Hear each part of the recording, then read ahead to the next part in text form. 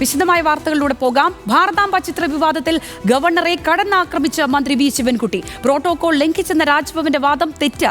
Governor RSSകാരനായാൽ അതേ രീതിയിൽ മറുപടി നൽകും. ഭാരതാംബയുടെ ചിത്രം രാജ്ഭവനിൽ വെക്കേണ്ട ആവശ്യമില്ല. ഭാരതാംബ ചിത്രം വെച്ച് മുന്നോട്ട് പോയാൽ കേരളം ഒന്നായി എതിർക്കും. മഹാത്മാഗാന്ധിയുടെ പ്രതിമയിൽ വെടിവെക്കുന്ന രാഷ്ട്രീയം കേരളത്തിൽ അനുവദിക്കില്ലെന്നും മന്ത്രി വി ശിവൻകുട്ടി ന്യൂസ് മലയാളത്തോട്.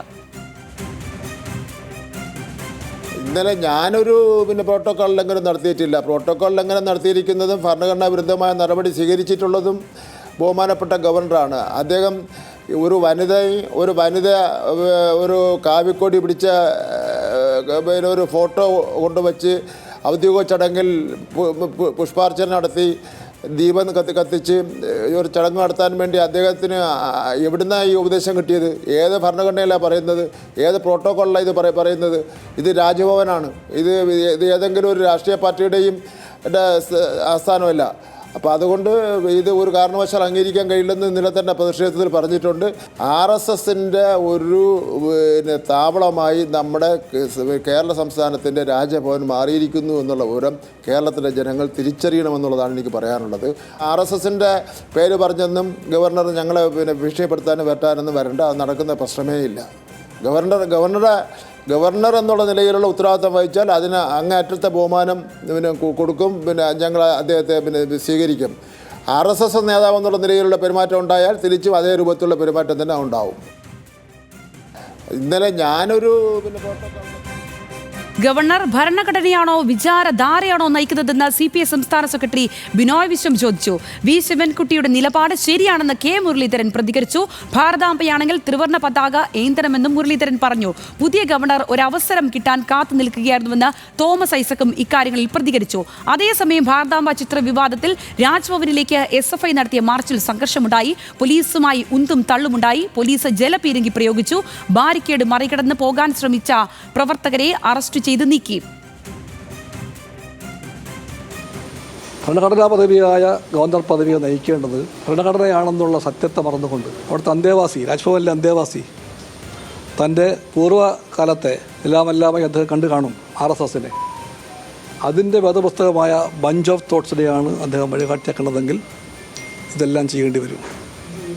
അത് ഭൂഷണമല്ല, ആകാനും പാടില്ല.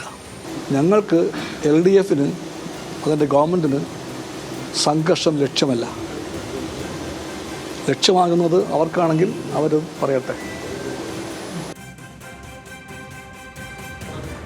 അല്ല, ഇന്നലെ ശിവൻകുട്ടിയുടെ തീരുമാനത്തിന്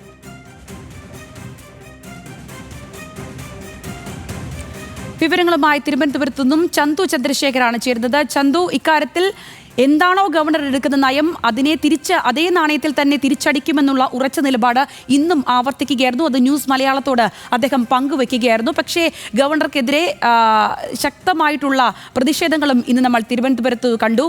ഈ സാഹചര്യങ്ങളെ എങ്ങനെ വേണം നോക്കിക്കാണാൻ ചന്തു?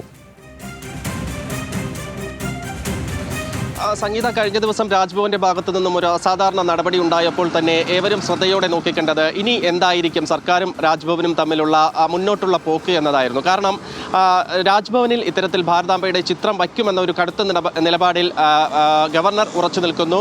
പക്ഷേ അത് അനുവദിക്കാൻ കഴിയില്ല എന്ന നിലപാടിൽ സർക്കാരും ഉറച്ചു നിൽക്കും. അപ്പോൾ സ്വാഭാവികമായും ഇനി വരുന്ന ദിവസങ്ങൾ സർക്കാരിന് 8 മാസത്തിലധികമുണ്ട്. അപ്പോൾ സ്വാഭാവികമായും കൂടുതൽ പരിപാടികൾ രാജ്ഭവനിൽ സംഘടിപ്പിക്കേണ്ടി വരും. മാത്രമല്ല, ബില്ലുകളുമായി ബന്ധപ്പെട്ട കാര്യങ്ങളുണ്ട്. സ്വകാര്യ സർവകലാശാല ബില്ലടക്കമുള്ള കാര്യങ്ങൾ അവിടെ നിലനിൽക്കുന്നുണ്ട്. അപ്പോൾ ഇനി എങ്ങനെയായിരിക്കും സർക്കാരും രാജ്ഭവനും തമ്മിലുള്ള മുന്നോട്ടുള്ള ബന്ധമെന്ന കാര്യത്തിൽ ഒരു ആശങ്ക നിലനിന്നിരുന്നു. അതിൽ നിന്ന് കൃത്യമായി മന്ത്രി വി ശിവൻകുട്ടി വ്യക്തമാക്കിയിരിക്കുന്നു.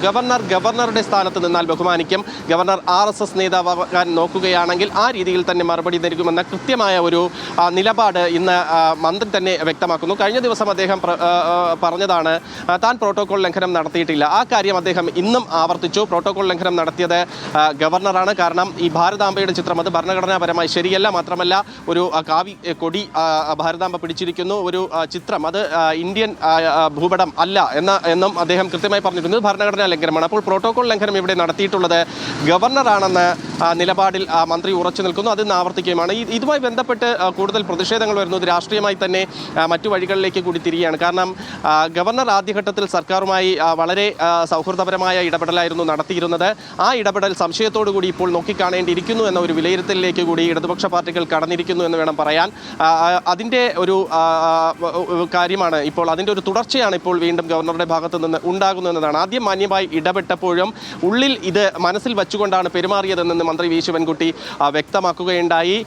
എന്തായാലും ഇതുമായി ബന്ധപ്പെട്ട് പ്രതിഷേധങ്ങൾ BJP ഗവർണറെ സപ്പോർട്ട് ചെയ്ത് മുന്നോട്ട് വരുന്നു. മാത്രമല്ല ഇടതുപക്ഷ യുവജന വിദ്യാർത്ഥി സംഘടനകൾ സർക്കാരിന് അനുകൂലമായും ഈ ഭരണഘടനയ്ക്ക് അനുസൃതമല്ലാതെ രാജ്ഭവൻ പ്രവർത്തിക്കുന്നു എന്ന് ചൂണ്ടിക്കാട്ടിയും വലിയ പ്രതിഷേധങ്ങൾ ഉണ്ടായിരുന്നു. ഇന്ന് രാജ്ഭവനിൽ SFI അത്തരത്തിൽ പ്രതിഷേധം സംഘടിപ്പിച്ചിരുന്നു. കഴിഞ്ഞ ദിവസം DYFIയുടെ പ്രതിഷേധമുണ്ടായിരുന്നു. അതേസമയം ഗവർണർ പ്രോട്ടോകോൾ ലംഘനം നടത്തി എന്ന വിഷയം അല്ലെങ്കിൽ കൂടി അത് PM-ശ്രീ പദ്ധതിയുമായി ബന്ധപ്പെട്ടാണെങ്കിലും ABVP ഗവർണർക്കെതിരെ വലിയ തരത്തിലുള്ള പ്രതിഷേധമായി മുന്നോട്ട് പോകാൻ തീരുമാനിച്ചിരിക്കുന്നു.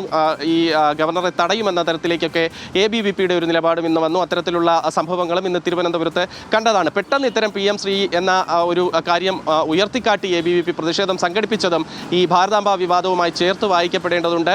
എന്തായാലും സർക്കാരിന്റെ നിലപാടിൽ ഉറച്ചു നിൽക്കാൻ തന്നെ തീരുമാനിച്ചു.